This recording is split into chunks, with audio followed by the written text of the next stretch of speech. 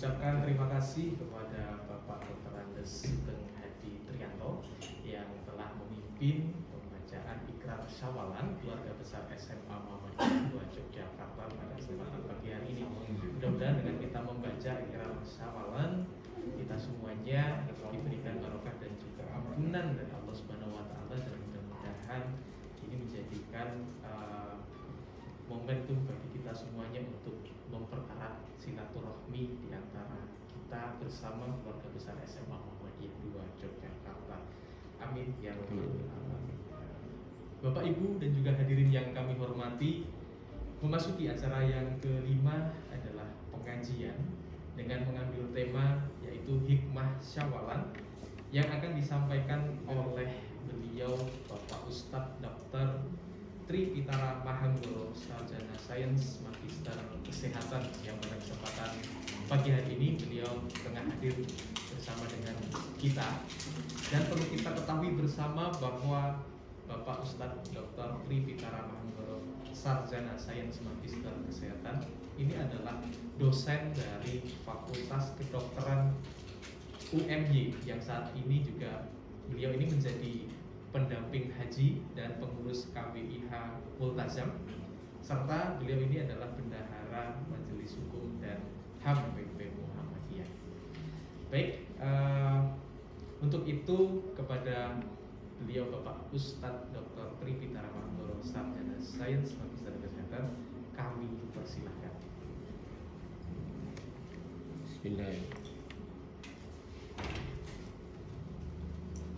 Bismillahirrahmanirrahim.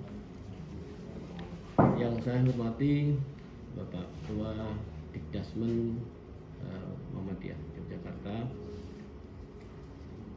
yang saya hormati para pemilik atau pengawas sekolah di lingkungan SMA DIY Daerah Istimewa Yogyakarta, dan yang saya hormati Ketua Komite dan juga Ketua PDM Muhammadiyah Kota Yogyakarta.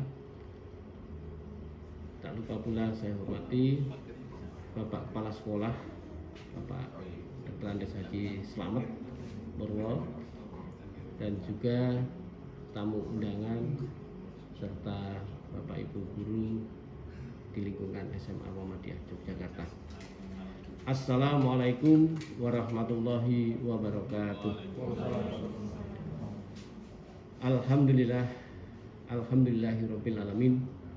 Wassalatu wassalamu ala asrofil anbiya wal mursalin wa ala alihi washabbihi ajmain. Rabbi shrah li sadri wa yassir li amri wa hlul 'uqdatam min lisani yafqahu qawli. Bapak Ibu rahimakumullah, pagi hari ini merupakan pagi yang cukup cerah di bulan Syawal ini, di tengah kita sedang merayakan Idul Fitri.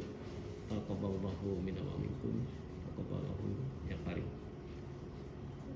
Kita diberikan karunia nikmat yang luar biasa oleh Allah SWT, karunia nikmat yang tidak semua orang itu diberikan oleh Allah SWT.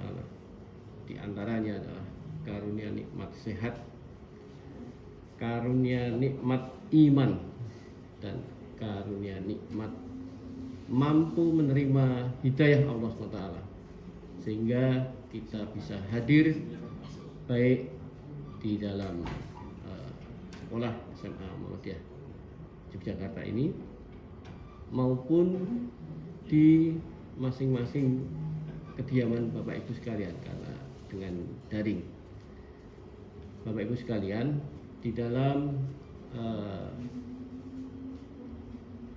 acara siang hari ini, pagi menjelang siang ini, saya ingin mengajak di dalam rangka memperingati Idul Fitri ini, perayaan Idul Fitri Syawal, maka saya mengambil sebuah pelajaran penting untuk kita bisa tingkatkan, karena Syawal agar kita bisa meningkat, dengan judul yang saya sampaikan adalah bersama dalam kebersamaan untuk sukses bersama.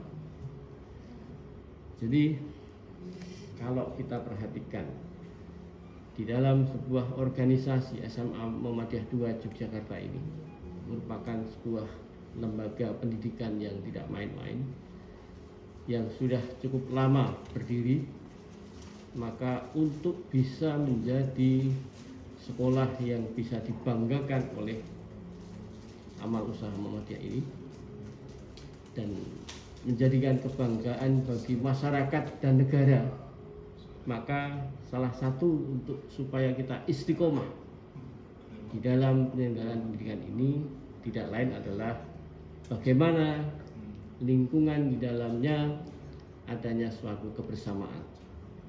Bersama dalam kebersamaan itu bukan hal yang mudah. Bersama dalam kebersamaan itu penuh dengan dinamika. Karena itu untuk bisa sukses maka dibutuhkan adanya suatu kebersamaan. Banyak orang itu ada di dalam lingkungan yang sama, tetapi belum tentu mampu untuk bisa bersama dalam kebersamaan. Ada dalam suatu lingkungan yang sama tetapi memiliki arah yang berbeda-beda. Ada dalam suatu lingkungan yang sama, di dalam atap yang sama, tetapi memiliki sesuatu niat yang berbeda-beda. Sehingga bisa jadi proses kebersamaan ini tidak berlangsung di dalamnya. Karena itu sangat rentan sekali terjadi sebuah dinamika yang bisa membahayakan sebuah organisasi. Nah, Muhammadiyah, Persyarikatan Muhammadiyah ini bisa menjadi sebesar saat ini tidak lain adalah bagaimana menjaga suatu hubungan di antara anggota-anggotanya, di antara pimpinan-pimpinan yang sedang mengelola organisasi ini dengan secara bersama-sama, bersinergi. Karena itu Bapak Ibu jamaah SMA Muhammadiyah 2 Yogyakarta, apa yang harus dilakukan agar kita mampu menjadi organisasi lembaga pendidikan yang bisa bersama-sama untuk maju, yaitu kita harus memiliki kebiasaan untuk bersinergi. Persoalannya adalah bersinergi itu bukan perkara yang gampang. Bersinergi itu membutuhkan suatu pengorbanan. Bersinergi itu membutuhkan energi dan kecerdasan emosi maupun kecerdasan spiritual yang ada di antara kita yang ada di dalamnya. Karena itu di dalam sebuah langkah apa yang harus dilakukan sebagai implementasi kita ini selama di dalam bulan Ramadan, kita sudah ditempa di dalam training yang dalam hal ini instrukturnya yang namanya trainernya langsung dari Allah SWT. Apa saja yang harus dilakukan? Mohon slide-nya. Ya. Yang pertama adalah cobalah kita melatih selalu adanya mengasah, mempertajam pemahaman tentang diri kita. Jadi persoalan mempertajam tentang kemampuan memahami tentang diri kita. Man arafa nafsahu faqad arafa rabbahu. Ini merupakan satu dasar yang mendasar untuk supaya kita bisa berada dalam sebuah lingkungan di mana manusia ada di dalamnya ini cukup beraneka ragam. Ya, tidak ada satu kepala antara satu kepala dengan kepala yang lain sama hitamnya, pikirannya berbeda.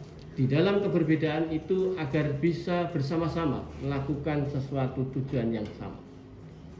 Yang kedua adalah mengimplementasikan sebuah kebiasaan yang kita selalu ucapkan, yaitu ucapan salam.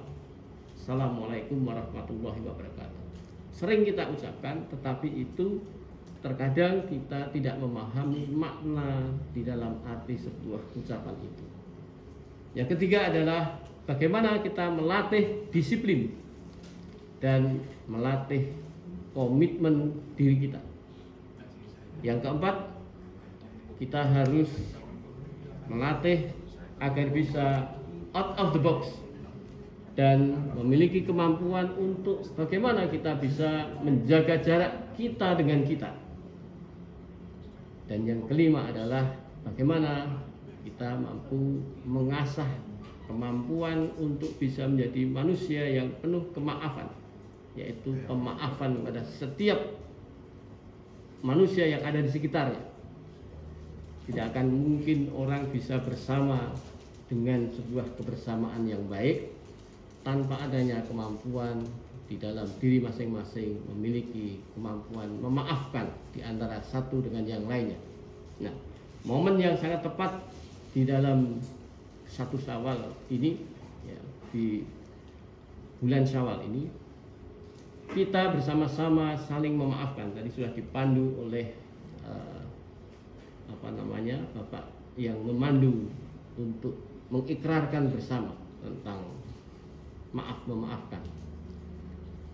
Kemudian yang keenam adalah mengasah bagaimana kita mampu untuk bisa melatih positive thinking atau husnudzon, dan juga dengan kita itu memiliki kemampuan untuk bisa husnudzon, maka tidak lain adalah akan membentuk kemampuan diri ini menjadi manusia berakhlakul karimah, dengan penuh rasa percaya diri akan menjadi manusia-manusia yang nantinya menjadi insan kamil.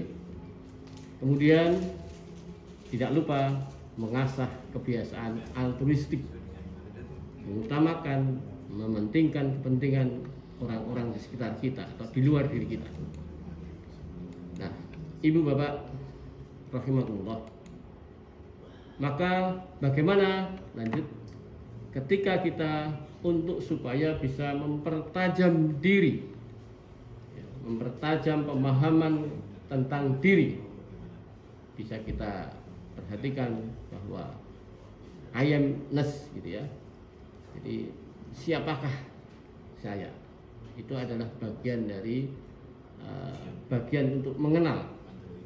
Man arafa nafsahu faqad arafa rabbahu. Barang siapa mengenal dirinya, sungguh dia akan mengenal Tuhannya. Di dalam diri manusia ketika tidak pernah mengenal dirinya, maka dia tidak akan pernah tahu siapa Tuhannya, apa yang dikehendaki Tuhannya terhadap kita, ya. Oleh karena itu, ketika seseorang itu tidak pernah mengenal akan dirinya, maka itulah manusia menjadi manusia yang semaunya sendiri, menjadi manusia yang liar, menjadi manusia yang tidak pernah bisa mentaati segala apa yang Allah perintahkan, karena tidak tahu Allah memerintahkan apa. Tidak pernah mentaati apa yang Allah itu melarang apa, karena tidak tahu Allah itu melarang apa. Karena itu ketika seseorang tidak memahami tentang konsep memahami dirinya, maka yang terjadi adalah ketersesatan yang muncul di situ. Maka langkah yang ketika kita untuk bisa memahami itu, yang kita harus sadari adalah bagaimana kita perlu membersihkan dan mensucikan ego kita. Allah menciptakan manusia, ya, sebagaimana yang disebutkan di dalam Quran, fa'alhamaha fujuraha wa taqwaha.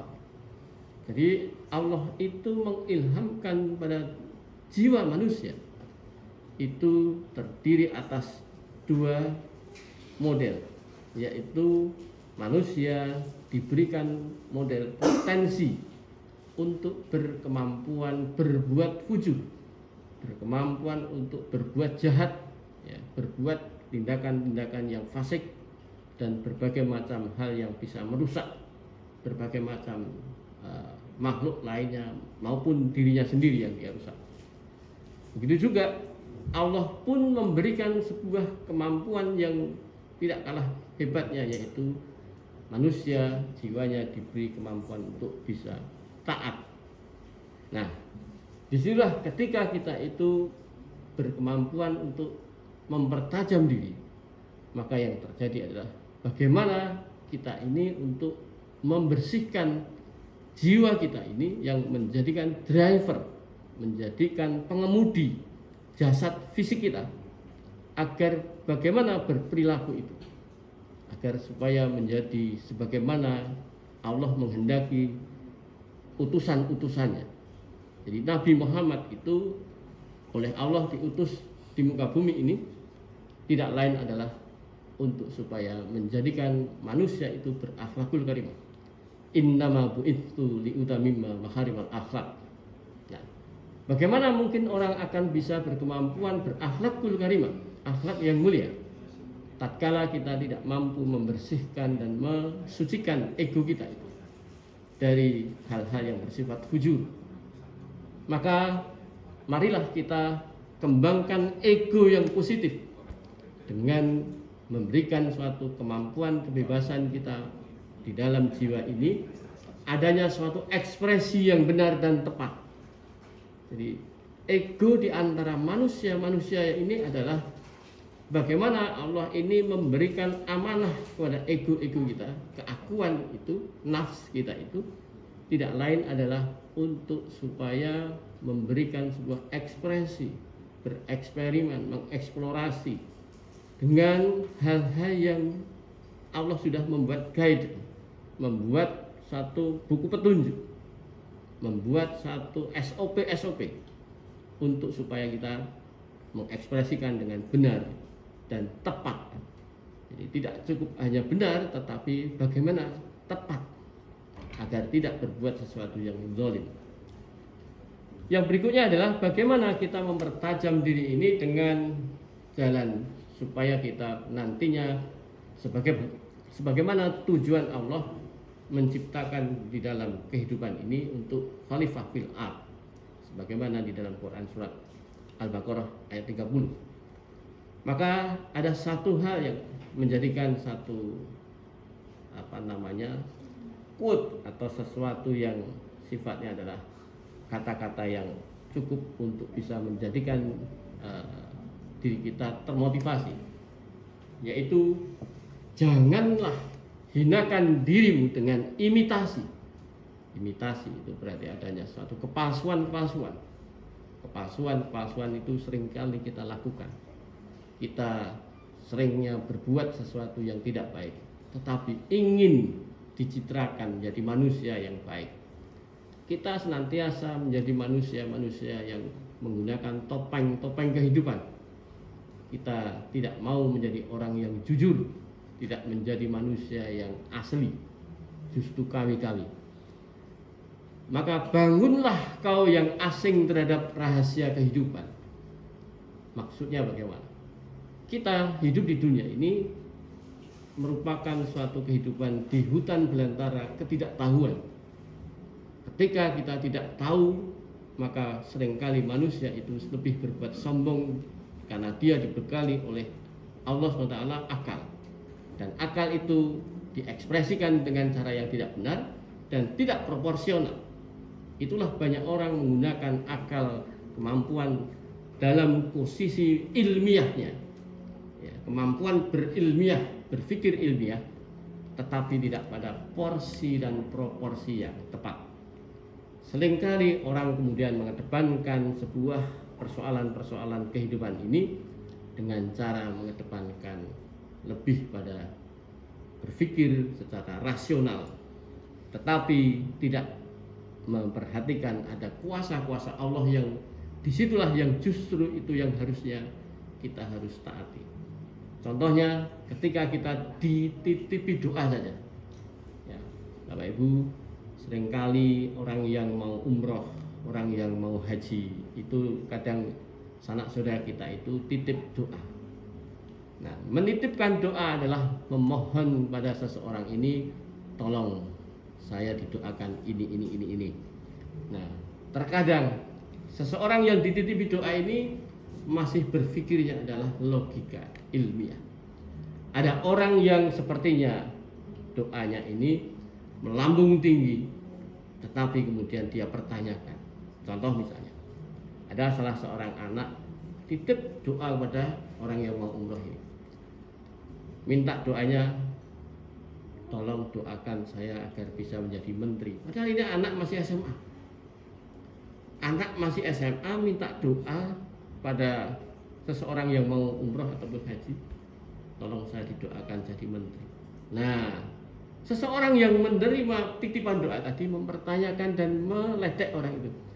Wah, berarti saya akan menjadi orang yang punya saudara jadi menteri, tapi sambil mencibirkan itu. Ini sesuatu yang kadang hal yang rasionalitasnya muncul, kemudian menghakimi dengan cara mencibirkan dan seperti itu.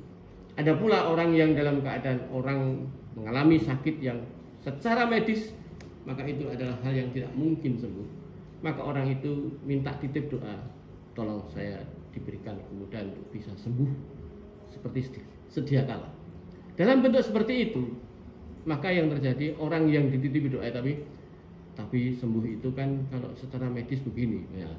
Jadi menggunakan tapi. Hal inilah yang menyebabkan manusia sering mengeliminasi eksistensi Allah SWT. Banyak hal-hal yang namanya doa itu kita batasi. Itulah yang saya sebutkan, bangunlah kau yang asing terhadap rahasia kehidupan. Kehidupan manusia itu, kerahasiaan-kerahasiaan kehidupan itu tidak semua bisa diungkap dengan ilmiah. Sebuah metodologi ilmiah adalah sebuah keterbatasan dan sangat keterbatasan. Allah bukan maha terbatas. Allah itu maha yang tidak akan terbatas. Apapun yang Allah kehendaki, yang Allah akan berikan sebuah solusi di dalam diri manusia. Karena itu bangunlah kau yang asing terhadap rahasia kehidupan. Jangan kita menjadi manusia yang sok tahu. Nyalakan api yang tersembunyi dari dalam diri, dalam debu diri sendiri. Kita ini perlu mengobarkan semangat yang di dalam diri kita ini, membakar motivasi kita akan sebuah eksistensi Allah yang terus menggelora agar supaya kita menjadi manusia yang tidak lagi dibatasi oleh dimensi ruang dan waktu, dibatasi oleh bukti dan fakta. Dan yang berikutnya adalah wujudkan dirimu dari sifat-sifat Rabbmu. Wujudkan diri kita ini adalah memiliki sifat-sifat apapun yang Allah itu ada Asmaul Husna. Jadi sifat-sifat kebaikan Allah itu ada di dalam diri kita. Itulah yang kemudian manusia akan mampu menjadi manusia yang disebut dengan akhlakul karimah. Dan manusia yang akhlakul karimah ini akan melahirkan manusia yang sebagaimana Al-Baqarah di surat Al-Baqarah ayat 30 tadi. Allah menciptakan khalifah fil ardh. Itu merupakan suatu labeling yang diberikan Allah pada manusia, yaitu sebagai khalifah. Karena itu ketika kita ingin menjadi yang demikian, maka tingkatkan kesadaran di antara kita ini adalah memiliki peran diri kita. Di antara manusia itu Allah berikan kehidupan sampai hari ini agar supaya dia mampu mengekspresikan peran. Peran ini adalah satu amanah dari Allah SWT. Tapi manusia terkadang tidak menyadari bahwa dia diberi peran yang luar biasa oleh Allah SWT. Sebagai contoh, sebagai seorang guru, seorang pendidik, kadang seseorang mengeluh tentang profesi dia sebagai guru. Padahal ketika kita ini sedang diberi peran oleh Allah, ini sebuah kepercayaan yang luar biasa Allah berikan. Tidak semua orang bisa diberi amanah peran sebagai guru. Karena itu kadang kita kufur atas nikmat menjadi seorang guru.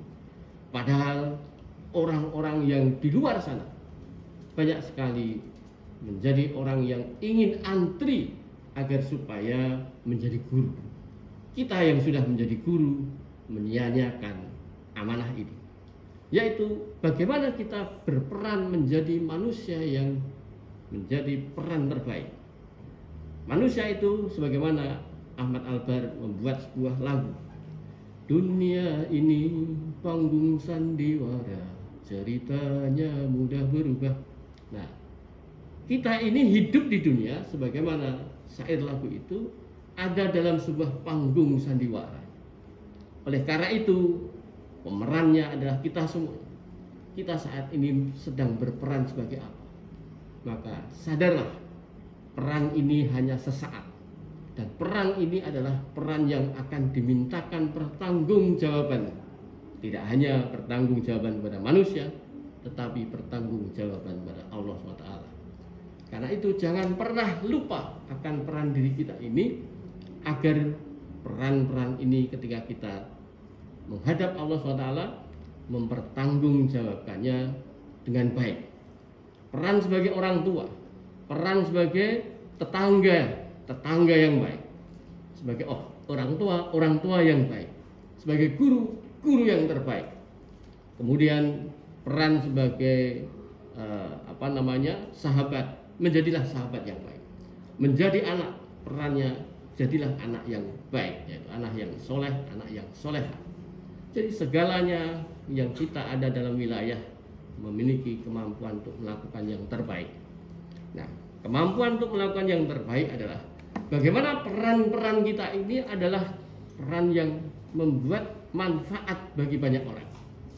Khairun nas anfa'uhum linnas. Jadi kalau manusia berprinsip pada dirinya adalah bagaimana kita bisa menjadi manusia yang agar supaya banyak peran kita ini bermanfaat.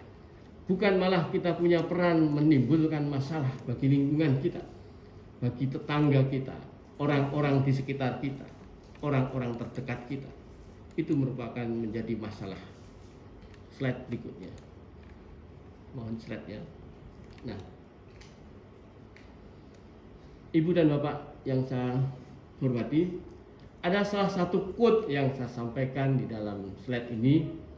Di antaranya adalah pencapaian sukses yang kita raih saat ini merupakan hasil kontribusi banyak orang, di mana orang-orang ini merupakan orang yang rela hati untuk menempatkan posisi pundaknya sebagai tempat tumpuan pijakan kesuksesan kita. Banyak orang lupa di sini bahwa seseorang mencapai posisi saat ini, entah kita mencapai posisi peran kita sebagai guru, peran kita sebagai guru besar, peran kita sebagai kepala ini, kepala itu, ataupun peran-peran yang lainnya, kita kadang lupa diri, tak mengenal kita itu siapa. Karena itu seringkali pencapaian sukses kita ini seolah-olah kita sendiri menjadi orang yang berkemampuan untuk bisa sukses melaju tanpa ada orang lain yang kita injak, yang kita tumpukan kaki kita untuk menapaki sebuah kesuksesan itu. Karena itu saya sebutkan di sini, pundak-pundak tempat kita berpijak ini antara lain adalah orang tua kita, ya, orang yang paling dekat dengan kita di antaranya adalah orang tua kita, guru-guru kita, baik guru mulai dari sebelum kita sekolah, ya, pra sekolah, maupun kemudian kita SD dan seterusnya sampai perguruan tinggi, dosen-dosen kita, saudara-saudara kita, adik, kakak, family, suami ataupun istri kita, anak-anak kita, bahkan cleaning service kita di lingkungan kampus ini, di lingkungan SMA Muhammadiyah 2 ini, karyawan. Kalau kita punya usaha, maka kita punya karyawan atau bawahan yang kita punya asisten rumah tangga dan lain-lain. Mereka itu adalah orang-orang yang senantiasa kita injakkan pundak yang untuk supaya kita bisa berdiri tegak di atas kesuksesan itu. Ketika seseorang misalnya menjadi seorang guru, bagaimana anaknya bisa dititipkan pada orang-orang terdekat di antaranya. Kita kadang lupa bahwa ketika kita sekolah, misalnya studi lanjut, kita banyak kerepotan, banyak ditopang oleh pundak-pundak orang lain, di mana itu sering kita lupakan. Karena itu di dalam quote ini saya sampaikan, hargai dan hormatilah selalu orang-orang yang di sekitar kita itu, siapapun yang kita kenal maupun yang kita tidak pernah kenal. Karena itulah mereka adalah pundak-pundak yang menjadikan pijakan kita untuk bisa meraih sukses, dan tidak lain kita pun bisa berbahagia karena ada pijakan-pijakan pundak yang siap menerima kaki kita saat untuk menorehkan itu. Slide berikutnya. Yang berikutnya adalah cobalah kita renungkan bersama filosofi kesuksesan di dalam permainan panjat pinang. Cobalah kita lihat ketika 17 Agustus biasanya ada perlombaan itu, maka biasanya orang untuk mendapatkan hadiah, mendapatkan sesuatu yang sulit dijangkau karena ada lumuran oli di pinang itu, pohon pinang. Yang terjadi orang untuk bisa memanjat yang ada di puncak, maka disitulah ada teamwork bersama untuk supaya bisa di antara kita dari tim itu meraih itu. Maka tiada satu orang pun bisa sukses tanpa berpijak dari pundak orang-orang di sekitarnya. Di antaranya ada orang yang siap untuk menahan pijakan orang ini untuk melintasinya, dan terus bergantian sampai akhirnya bisa sampai di atas. Karena itu ketika kita melihat sebuah permainan semacam ini, itulah kehidupan kita sesungguhnya. Manusia itu dalam bentuknya kadang tidak sadar akan kemampuan dirinya ini ditopang oleh orang-orang lain, termasuk pundak-pundak orang yang senantiasa mendoakan kita, yang kita tidak tahu ketika kita itu didoakan sesuatu hal yang baik untuk kesuksesan kita. Maka tingkatkan kesadaran pemahaman akan peran penting orang lain di sekitar kita terhadap kesuksesan kita. Ketika orang tidak sadar ini, maka tidak akan pernah kita bisa menjalin bersama dalam kebersamaan menjadi teamwork yang baik di dalam institusi ini, di dalam sebuah lembaga yang cukup bergengsi ini. Manusia itu bukanlah manusia makhluk yang dependen. Manusia adalah makhluk yang dependen, berarti sesuatu yang tergantung. Tidaklah menjadi manusia yang independen, tidak tergantung yang lain. Justru manusia sangat dependen.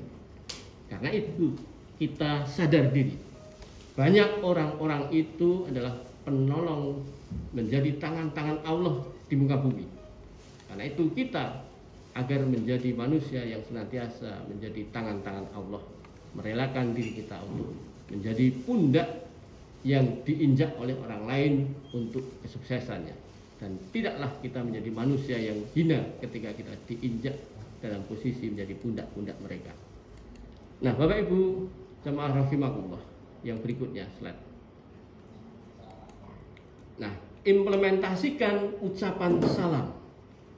Bagaimana ucapan salam yang selalu kita ucapkan di lingkungan Muhammadiyah, lingkungan umat Islam, dan lingkungan khususnya SMA Muhammadiyah 2 Yogyakarta. Assalamualaikum warahmatullahi wabarakatuh. Semoga Allah memberikan keselamatan dan rahmat kepada kita semua.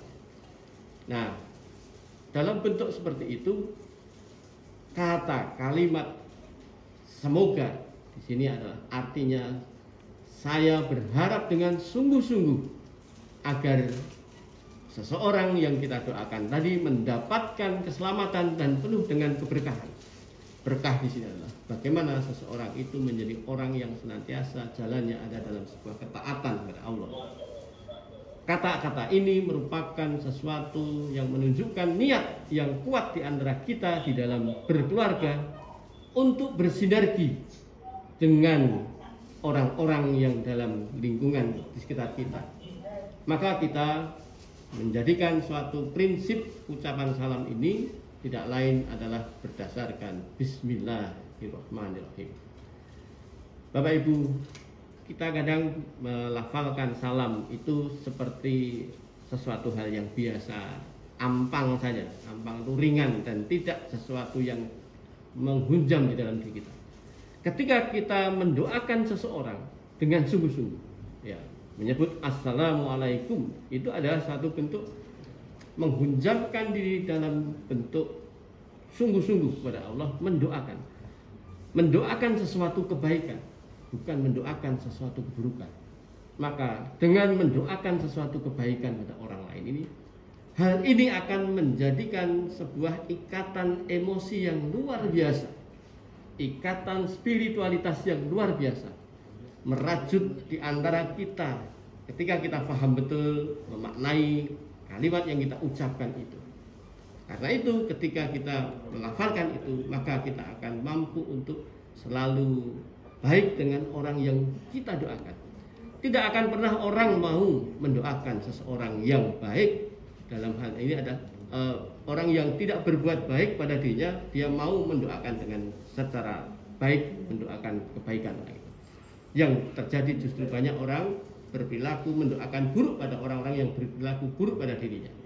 Maka kalau kemudian kita itu menjadi manusia yang senantiasa menjadikan orang itu selalu ada di dalam dirinya baik, maka yang terjadi adalah kemampuan untuk mendoakan itu.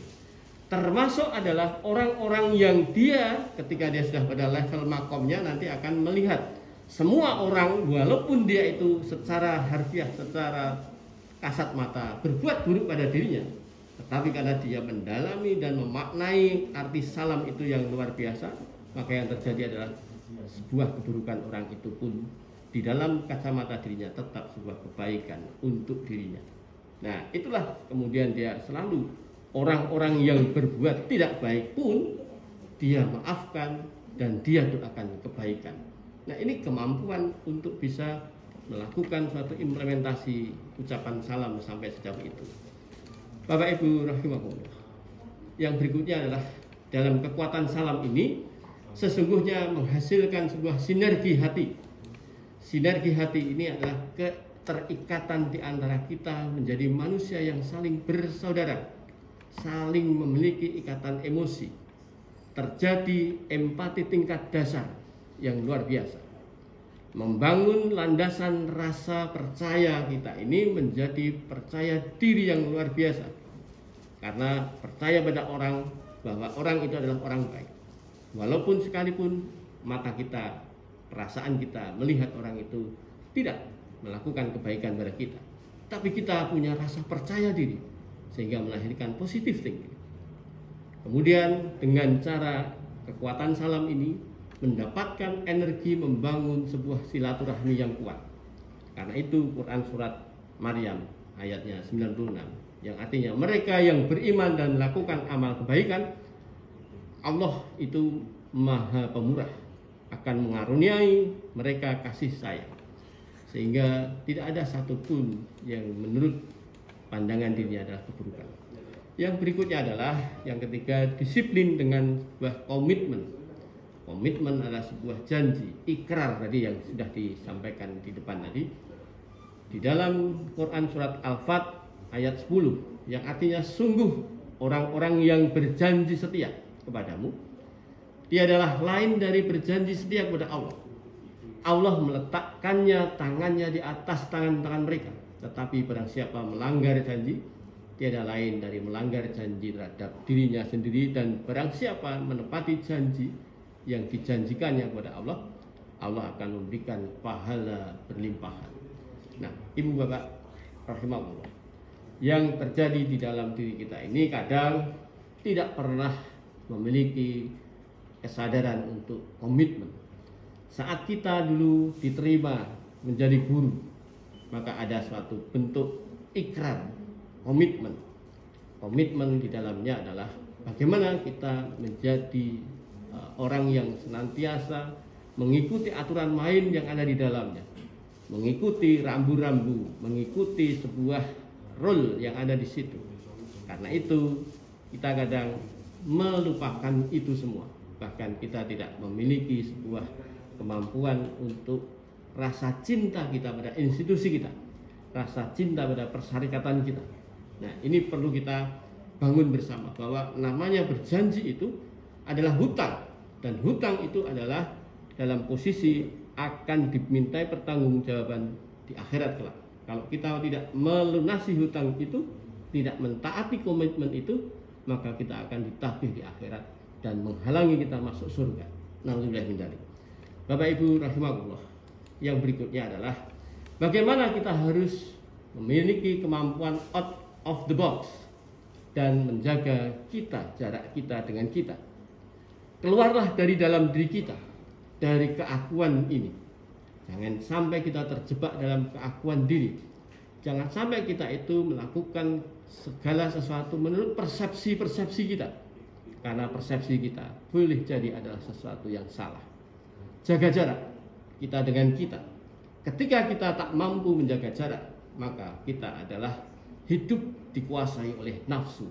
Karena itu di dalam Quran surat Yusuf ayat 53, manusia itu selalu dalam kondisi nafsunya ini untuk selalu berbuat jahat, kecuali nafsu yang dirahmati Allah. Karena itu ketika kita mampu menjaga jarak kita dengan kita, maka yang terjadi kita akan punya nafsu yang dirahmati Allah, sehingga dituntun oleh Allah agar supaya kita bergerak dan berperilaku ini sesuai dengan apa yang dikehendaki Allah. Di dalam Quran surat Al-Hasyr ayatnya 18 yang artinya, hai orang-orang yang beriman, bertakwalah kepada Allah, hendaklah setiap orang memperhatikan perbuatan apa yang telah dilakukannya, sebagaimana yang terjadi pada diri kita ini sering tak pernah menyadari bahwa kita ini tidak pernah muhasabah, tidak pernah memiliki kesadaran untuk introspeksi apa-apa yang sudah kita kerjakan, apa-apa yang sudah kita ucapkan. Kadang berucap, setelah itu pikir keri, ya. Ini yang sering terjadi. Nah, oleh karena itu, sebagai persediaan untuk hari esok, maka perbanyaklah kita untuk muhasabah, untuk melihat apa-apa peta di dalam diri kita, pemetaan tentang diri kita. Kita sudah seperti apa melencengnya, kita sudah seperti apa bisa mentaati apa yang Allah perintahkan, sudah berapa banyak larangan yang aku kerjakan. Ini bagian dari kita memperbaiki kemampuan bertakwa kita. Maka di situ di dalam ayat ini, bertakwalah kepada Allah, sungguh Allah tahu benar apa yang kamu lakukan. Karena itu kadang kita sering membutakan Allah, menganggap Allah tak melihat kita. Itu yang sering tidak kita sadari. Karena kita terlalu dominansi dalam berpikir secara ilmiah, berpikir tentang bukti dan fakta. Karena itu Allah tidak bisa kita lihat di dalam mata indrawi kita, maka kita sering menihilkan eksistensi Allah. Nah, Bapak Ibu rahimahullah, yang berikutnya adalah dengan melihat tentang sebuah out of the box ini, maka kita perlu melakukan satu kemampuan pemaafan tingkat tinggi sebagai dasar seseorang untuk bersama dalam kebersamaan. Ada 5 tahap seseorang untuk bisa menjadi manusia pemaaf. Yang pertama adalah bagaimana kita mengasah rasa empati. Empati itu apa? Yaitu transposisi. Transposisi itu bagaimana? Memposisikan kita ada di pihak di luar kita. Bagaimana kalau aku jadi dia? Ketika kita seperti itu. Contohnya misalnya, ketika kita mau memaki seseorang, ketika seseorang kita mau memaki seseorang itu, maka berpikirlah bagaimana kalau saya yang dimaki. Nah, ketika orang itu selalu berpikir memposisikan transposisi seperti itu, pasti dia akan berpikir ulang. Ketika dia mau menyakiti orang lain, maka yang terjadi, bagaimana kalau saya yang disakiti? Bagaimana kalau saya mengatakan sesuatu yang tidak menyenangkan ini kepada orang orang itu? Kalau saya sebagai orang yang diomongi yang tidak menyenangkan seperti itu, maka transposisi itu membuat kita mengasah bagaimana empati kita, sehingga kita tidak pernah melakukan segala sesuatu menurut keinginan kita. Kadang kita itu punya keinginan macam-macam, ngomong ya belak-belakan, ngomong ya sembarangan, tidak tahu bahwa orang di sekitar kita ada yang memiliki ketersinggungan yang sangat peka untuk hal itu. Karena itu hal-hal yang kadang sesuatu yang realistis, walaupun itu realistis dan itu adalah benar dari kerangka konsep ilmiah, tetapi itu adalah bisa menyakitkan seseorang yang terjadi di situ. Orang yang gemuk dikatakan, kamu kok gemuk toh? Ya, realistis. Tapi orang yang gemuk ini bisa jadi tersinggung. Kenyataannya memang gemuk. Ini kadang kita tidak sadari itu. Maka cobalah kita punya posisi rasa empati itu. Maka hati-hatilah ketika kita mau berucap. Nah, ketika ini menjadi satu bagian yang membuat seseorang sakit hati, maka kebersamaan menjadi terpecah di situ. Yang berikutnya adalah atribusi. Atribusi itu apa? Yaitu bagaimana cara kita meladeni, merespon, mensifati perilaku, dan melihat kesalahan orang lain dari perspektif sesuatu yang menjadikan kita tidak serta-merta menghakimi itu. Jadi cara meladeni, cara merespon kita ini terhadap orang yang berbuat salah. Ada orang berbuat salah pada kita. Ada orang berbuat sesuatu yang menyakitkan pada kita. Tetapi ketika kita sudah bisa memiliki atribusi yang baik, memberikan labeling yang baik, maka kita akan tidak mudah tersinggung pada orang tersebut. Sebagaimana ketika seseorang melihat, ketika waktu itu saya punya anak yang pada saat amnesia, ya, tidak dalam posisi memorinya itu ada, hilang semuanya. Yang terjadi pada saat saya akan mau memasukkan kembali aktif kuliah, ada orang yang menyeletuk, dan itu realistis, sesuatu yang benar dan sesuatu ilmiah. Anak yang seperti itu kok mau dikuliahkan lagi, kasihan anaknya. Itu sesuatu yang hal yang realistis dan sesuatu yang benar. Tapi atribusi ini bagi seseorang yang memiliki sebuah kemampuan melihat perspektif sesuatu akan berbeda. Ya, misalnya, orang tadi memiliki perspektif ilmiah, sementara saya memiliki perspektif non ilmiah. Non ilmiah, memang anak saya waktu itu dalam posisi masih amnesia, masih afasia, sulit untuk bicara karena memang tidak ada memori di dalamnya karena penyakit. Lalu posisinya adalah saya sudah pada makom yakin ke Allah bahwa yang menyembuhkan itu Allah. Medis adalah sebuah kerangka ilmiah yang mendekati kebenaran, tetapi ada 5% yang itu bukan wilayah medis. Maka yang terjadi adalah saya tidak tersinggung terhadap orang tersebut. Tapi istri saya masih dalam kerangka ilmiahnya tinggi, maka rasa sakit hati terasa. Dan saya memberikan nasihat kepada istri saya sampaikan, tidak perlu sakit hati. Dia itu bukan hal yang salah menyampaikan hal itu, berkomentar itu. Dia adalah masih berpikirnya dalam dunia ilmiah, wajar. Maka yang terjadi dengan seperti itu, maka dia bisa mampu memaafkan orang itu, tidak merasa tersinggung atas itu. Nah, itu namanya atribusi. Ada orang-orang yang dalam posisi melabelkan pada sesuatu, melabelkan yang tadi adalah sesuatu yang menurut persepsi dirinya, sementara ada persepsi orang lain yang berbeda kerangka berpikirnya. Nah, ini ketika atribusinya tidak sama, maka saling terjadi benturan-benturan itu. Hal inilah ketika kita bisa berada dalam lingkungan yang beraneka ragam manusia itu, ketika atribusi kita bisa tepat menjadi baik, maka tak mungkin kita mudah sekali tersinggung. Jadi sifat pemaaf, memaafkan orang-orang itu, berikan ruang boleh salah pada orang-orang yang ada di sekitar kita. Itulah Nabi Muhammad selalu memberikan ruang boleh salah kepada siapapun. Orang yang menyerang pada dia pun dia maafkan. Dia tidak tahu, hanya karena dia tidak tahu maka dia menyerang saya, mau melukai saya. Oleh karena itu saya doakan mereka supaya memiliki kemampuan untuk menerima hidayah. Nah, itu yang dipegang. Nah, kemudian yang ketiga adalah orang yang mampu memiliki pemaafan. Maka kemampuan itu didasari bagaimana sebuah area reseptor tingkat lukanya ini. Seseorang yang walaupun dia memiliki tingkat luka yang cukup besar, tetapi reseptor rasa nyeri yang ada dalam diri seseorang itu sudah mengalami proses adaptasi, mengalami proses keterlatihan untuk dikenai sesuatu itu, maka dia tidak akan mudah kena itu dengan rasa nyeri. Seperti bakul soto, ketika dia biasa pegang panci panas, maka dia memegang panci panas tanpa lepek pun dia mampu melakukan itu. Kita tak pernah melakukan itu, maka kita harus pakai lambaran agar tidak kepanasan.